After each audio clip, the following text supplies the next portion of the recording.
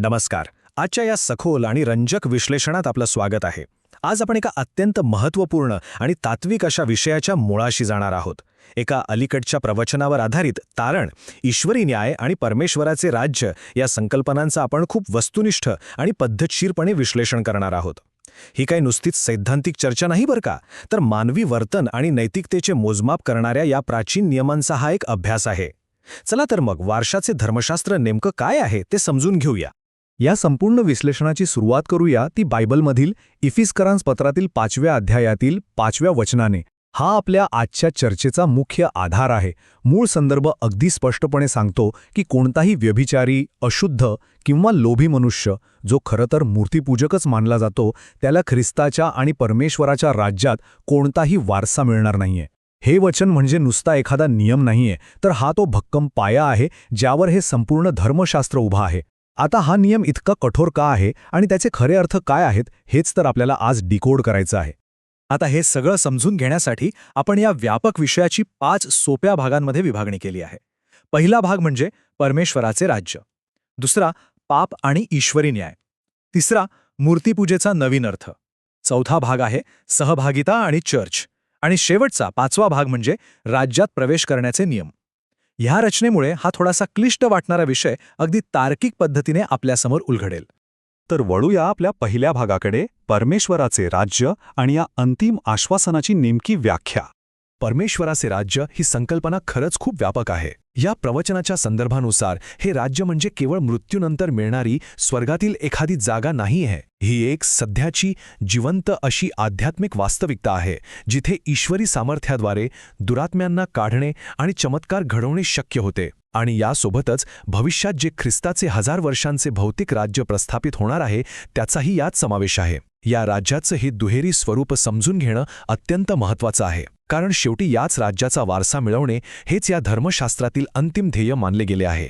इथून आपण पुढे जातोय दुसऱ्या भागाकडे, जो आहे पाप आणि ईश्वरीय न्याय, म्हणजेच या राज्यातून बाहेरचा रस्ता दाखवणाऱ्या गोष्टी. आता साहजिकच प्रश्न पडतो की अशी कोणती विशिष्ट मानवी कृत्ये आहेत जी ईश्वरी क्रोधाला आमंत्रण देतात. एफिस्करांस पत्र आणि मत्तईच्या शुभवर्तमानाचा आधार घेत या मूळ प्रवचनात अतिशय स्पष्टपणे सांगितलं आहे की अनैतिकता, अशुद्धता आणि पैशाचा लोभ यामुळे माणूस थेट या वारसासाठी अपात्र ठरतो. पण यातली सर्वात धक्कादायक बाब कोणती माहितीये?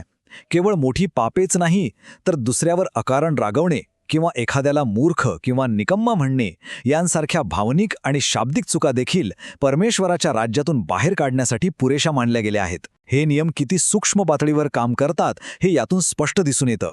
इथे एक अत्यंत लक्षवेधी असा विरोधाभास आपल्याला पाहायला मिळतो. एका बाजूला आहेत सार्वजनिक कृती, जसं की दानधर्म करणे किंवा प्रार्थनेला उपस्थित राहणे. पण दुसऱ्या बाजूला आहेत तुमच्या गुपित कृती, जसं की लपून केलेली चोरी, मनात दडवलेला राग किंवा खाजगीत उच्चारलेले शब्द. उपदेश ग्रंथातील वचनानुसार ईश्वरी न्याय हा अगदी अटळ आहे. माणूस लोकांसमोर उघडपणे काय करतो यापेक्षा तो लपून काय करतो, त्याच्या मनात नेमके काय विचार चालतात, या प्रत्येक लहानसहान आणि गुप्त गोष्टीचा परमेश्वर न्याय करेल, असा हा संदर्भ अगदी ठामपणे सांगतो. आता वळूया आपल्या तिसऱ्या भागाकडे, मूर्तिपूजेचा नवीन अर्थ. एका अत्यंत प्राचीन पापाची इथे केलेली पुनर्व्याख्या खरोखरच विचार करायला लावणारी आहे.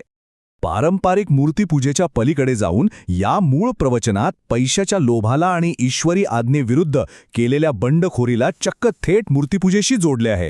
हे खरोखरच अद्भुत आहे. कशा प्रकारे एका प्राचीन धार्मिक संकल्पनेचा विस्तार करून त्याला मानवी लोभ आणि मानसिक वृत्तीशी जोडण्यात आले आहे ते पहा.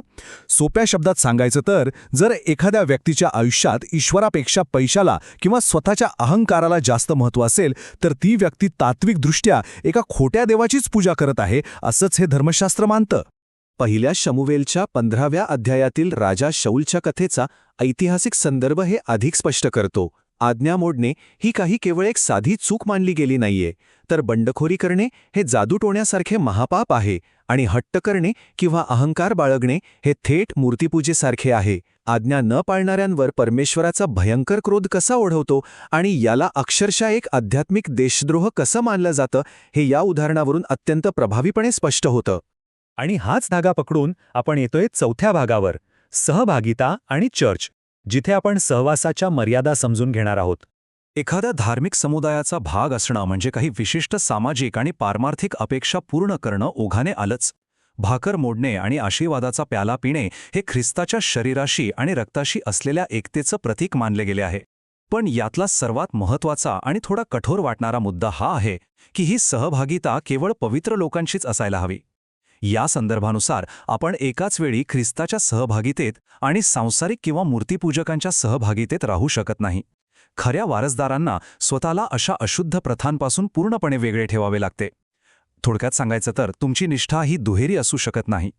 आत्ता पोचलो आहोत आपण आपल्या शेवटच्या म्हणजेच 5व्या भागाकडे, राज्यात प्रवेशाचे नियम, समावेशाचा योग्य आणि एकमेव मार्ग. या प्रवचनातील 2 मुलांच्या दृष्टांताचा संदर्भ घेऊन एक अतिशय सुंदर गोष्ट इथे दाखवून दिली आहे. केवळ तोंडाने हे प्रभू म्हणणे अजिबात पुरेसे नाही. एखाद्याने तोंडी कितीही मोठी श्रद्धा व्यक्त केली तरी जोपर्यंत तो प्रत्यक्ष कृती करत नाही तोपर्यंत त्याला काहीही अर्थ नाही. दुसरी बाजू हे स्पष्ट करते की खऱ्या अर्थाने स्वर्गीय पित्याच्या इच्छेप्रमाणे कृती करणारे, आज्ञा पाळणारे, जसे की पश्चाताप करणारे जकातदार, हेच खऱ्या अर्थाने या राज्यासाठी पात्र ठरतात. केवळ शब्द नाही तर तुमचं जगणं आणि तुमची सक्रिय आज्ञाधारकता इथे सर्वात जास्त महत्त्वाची आहे.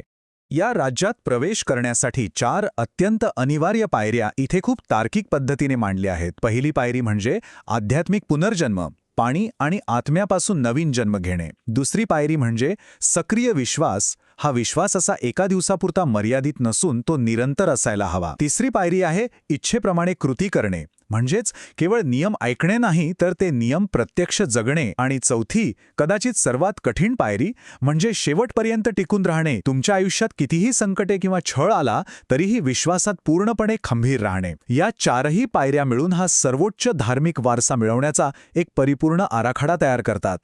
आणि आता शेवटी एक असा प्रश्न ज्यावर नक्कीच विचार करायला हवा. हे प्राचीन ग्रंथ आणि त्यांचे हे अत्यंत कठोर वाटणारे नैतिक नियम आज शतकानुशतके उलटून गेल्यानंतरही मानवी वर्तनाला कशी दिशा देतात आणि त्याला कसा आकार देतात? मानवी मानसशास्त्रावर आणि आपल्या समाजव्यवस्थेवर या शिकवणींचा जो हा प्रचंड आणि चिरंतन प्रभाव आहे तो खरोखरच थक्क करणारा आहे. या एका सखोल प्रश्नासह आपण हे विश्लेषण इथेच थांबवत आहोत. विचार करत रहा.